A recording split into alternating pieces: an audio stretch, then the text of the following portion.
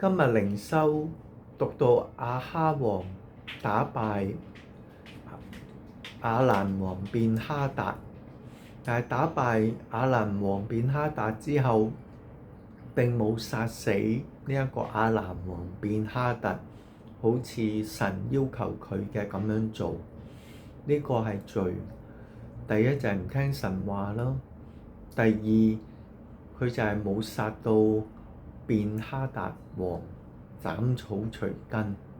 我哋對罪亦都係一樣，我哋要戰勝罪，一定要有一個心懷，就係將所有罪都斬草除根，將所有罪都從我哋嘅生命趕出去。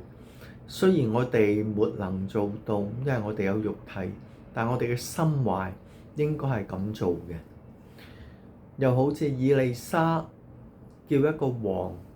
去將啲箭打喺地上，就能夠勝過亞蘭王，但係嗰個王只係將啲箭打喺地上3次，結果以利沙話你只可以打敗你嘅敵軍3次，而3次之後敵軍並未完全被毀滅，你應該起碼打多幾次，將啲箭打喺地上打多幾次。結果真係好似以利沙所講，嗰位以色列王只係能夠打敗敵軍3次，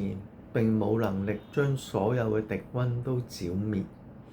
我哋對罪亦都一樣，一定要盡心懷，盡力將所有罪都從我哋嘅生命驅去，將佢趕出我哋嘅生命。願弟兄姊妹每日面對罪都有呢個心懷，有神嘅心懷，恨惡罪到一個地步，連一樣罪都唔可以留喺我哋嘅生命之中。奉主耶穌名祈求，願神加力，阿門。